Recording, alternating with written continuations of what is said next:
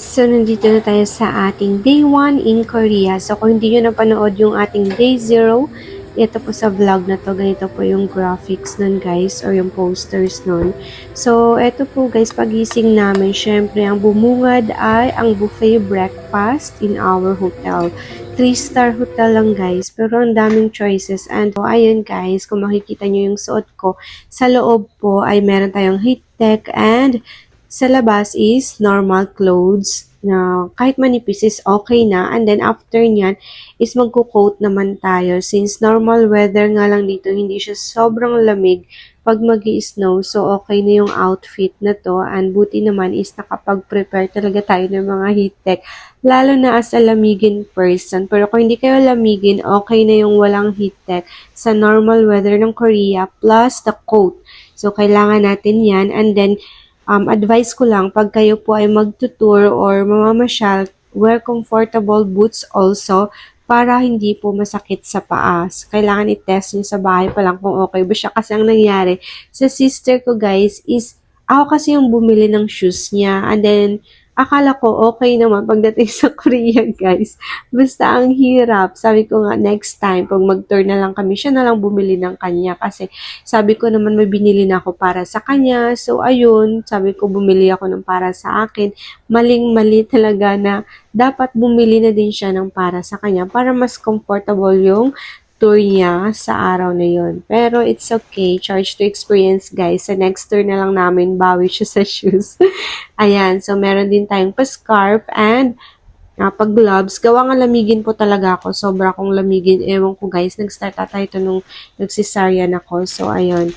After nyan is bababa din tayo ulit para kumain din sa breakfast nila. At ang pupuntahan natin today, yung pinakita ko guys before ako mag-ayos, may nakapaskal diba tayo ng graphics. Napupunta tayo sa Petit France and then sa Nami Island. So, ito guys, papunta na tayo dun sa una nating destination on a little France, kumbaga. So, magandang destination din yun, guys. Maraming pwedeng picturean doon.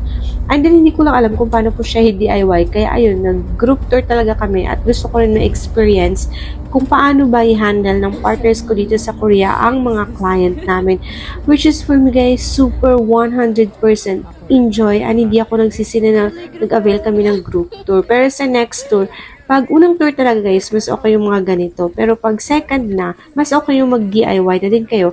Gawa nung mas mahaba yung oras sa mga places, mas may enjoy nyo pag DIY. Pero kung hindi pa naman ninyo kabisado yung place, mas okay mag-avail ng mga tour packages. Kasi nga, hindi na kayo mahirapan sa pag-commute and then sa pagpili ng mga foods. And also, marami kayong knowledge na makukuha pag nasa group tour kayo kasi ni-explain ng guide yung mga culture nila. At saka nag-storytelling siya guys during our travel. Mas okay yun. Gawa nang mas ma-appreciate mo yung destination, di ba? Pag may nag-explain kaysa sa parang nagmumuni-muni ka lang, pupunta ka sa isang place na hindi mo alam bakit may ganito, bakit ka pupunta doon, ano ba yung history, di ba? Mas okay talaga yung meron kang alam tungkol sa history ng place na yan, bakit yan tinayo, ganun. So, marami ditong nagsushoot ng mga palabas at ano guys, yung mga pinapanood natin na Korean dito sa Petit France. So, as you can see, konti lang yung tao kasi maaga pa kami pumunta. So, pag hindi kayo maaga, so medyo dagsan na rin dito yung tao. Mas okay din na early talaga or unang destination ito, yung Petit France. And after nun is, makapag-enjoy tayo sa ating next destination. And guys, kung makikita nyo, medyo maaraw siya. Maaraw talaga siya. Pero malamig po yan. Yung ihip ng hangin is parang may konting yellow siya na buga. Ayun po yung feeling ng weather dito sa Korea. Inalis ko pala yung music neto pero sa TikTok, makikita nyo to guys.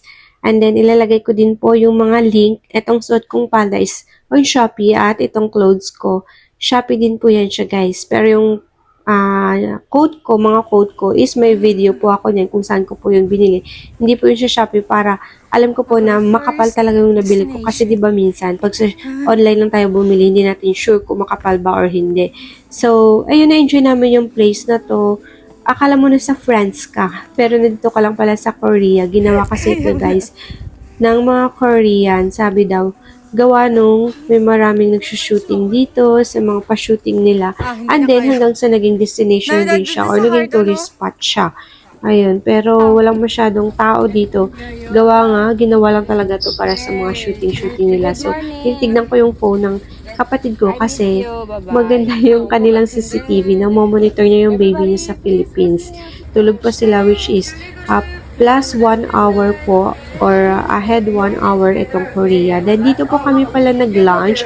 Lagi po yung pa-lunch namin is nasa Sangyo. And busog na busog kami lagi. Kaya super sulit yung package nito guys. Masasabi mo talaga bang ganun lang yung price ng package? Kasi sa bawat kain, busog na busog ka talaga. Yung alam mo yun, kakakain mo lang. Pero kakain na naman kayo ulit. Hindi mo mararamdaman ng gutom ka. Kasi nga, very, talaga sila, generous sa pagdating sa pagkain, hindi tinipid yung mga client. And then, paglabas sa mga kainan, may mga bilihan ng pasalubong. Pero, as per guide, wag nga daw bibili dito. Pero may iba talaga pa rin bumili kasi hindi naman siya recommended na mura. Kaya sinasabi ng guide na hindi bibili. For our next destination, doon po magandang bumili. And then, ayun nga, medyo mataas daw yung price dito. Buti na lang kami ng kapatid ko ay hindi bumili. Okay, 10,000 won po ito. Parang nasa Pinas po ata, around 400 plus. Depende po yun sa conversion natin ngayon. Pero during our time, nasa 400 plus each. Which is sa ibang store, may nabilhan kami is nasa 300 plus lang siya. So, medyo malaki yung difference. Kaya sabi ng guide is doon na nga daw bibili sa next destination namin. Hindi po dito sa una. Kasi una pa lang yung nakikita namin. Ang masarap dito is yung food nila. Very recommended po talaga ang sasarap ng mga side dish. Yung samgyeopsal nila. So, let's go to our next destination. Mag-iisang TikTok po muna tayo before sa ating next destination. So, ito yung pupunta sa ating ski area since hindi natin naramdaman yung snow talaga. So, pupunta tayo sa snow area para at least man lang guys, may experience natin. And we are the last batch po pala na maka-experience nito kasi matutunaw na yung kanilang snow doon sa ski area. So, kailangan natin guys na pumunta doon para di ba ma-experience man lang natin. Ayun, isa tayo sa napaka-lucky batch pa din. Gawa nga nung na-experience natin doon. Pero kung ako sa inyo guys, kung hindi naman kayo sanay mag-ski, wag nyo nang i-avail kasi additional fee pa yon. So, kami naman for the picture lang. Pero yun nga, sayang nga sabi ng iba kung hindi mo rin ma-experience na baka hindi ka na rin makabalik dito, ibang place na naman na i-explore or ibang country na naman next time. So, okay lang din kahit medyo mapagastos. Talagang pagpupunta ka sa ibang bansa, mas okay na makabudget po talaga kayo. Kaysa di ba magtipid kayo at magsisi kayo next time na sana na-experience nyo yun. So, dito po yung recommended ng guide na bumili kami ng clothes, kawangan ng mura lang dito at set na po siya. So, dun sa ski area na kami magpapalit ng shoes. So, yung iba namin kasama, hindi naman sila nag-avail po ng ski. So, pag hindi nag-avail ng ski, may activities pa rin kayong gagawin. Mas mauuna kayo dun sa parang rides po, paakyat dun sa snow. So, ayun, late na namin yun na-experience. So, kasi nga, nag-ski pa po kami. Dito po yung pila para sa mga shoes. So, sinusukat kung ano po ba yung size nyo. Pero kami po na batch is parang expert na yung guide namin. So, hindi kami sinukat. Talagang siya lang nagtansya ng mga shoes namin. So, after this, let's go to our next destination. So, nandito na tayo guys sa Nami Island. So, isa ito sa sikat na pasyalan, which is pag kayo ay magdi-DIY, wag nyo talagang alisin sa itinerary nyo to kasi marami po kayong mapapasyalan sa place. So, except sa magko-cruise po kayo, may pa-immigration style pa sila, no? Pero ang lapit lang naman talaga. Pero na-enjoy din namin yung view dito sa Nami Island. Kaso nga lang guys, ayun, malapit lang naman, nag-iisip kami, bakit kailangan pa siya mag-cruise, diba? Tapos, eto guys, mas okay ata kung pupunta tayo dito na yung mga bulaklak, yung nakabukadkad or nasa cherry blossom, autumn, mga ganun, yung may nakikita ka. Since ito nga'y kakatapos lang ng winter, so eto yung view natin ngayon, which is okay din naman, ang lamig dito. At ang cute nito, no, napaupo pa ako doon. And then, dito sa side nito, marami ako nakikita. Pag napunta sila dito sa Nami Island, nagbe-video sila sa area na to. And marami din mga Korean drama na dito po sila nagsushoot. Diba guys? Ang ganda talaga ng place nila kasi napakaaliwalas, malinis. Ayan, so nagmo-moment pa tayo dito, pang TikTok lang natin. And then after the tour guys, nag-enjoy din kami sa labas ng hotel namin. Ito po pala yung labas ng hotel namin. Kung mapapansin nyo is mga nasa around ano na dito guys, 10 p.m. Pero 9 p.m. pa sa Pinas. 10 p.m. na po dito kasi naghahanap pa kami ng mga food. So napakaganda ng labas ng hotel namin. Nakakapasyal kami at last day na namin nakita guys na may malapit po palang 7-Eleven, nag-iikot kami. So, anyways, okay din naman kahit last day na namin nakita kasi may na-explore naman kaming mga market. So, see you on our next day.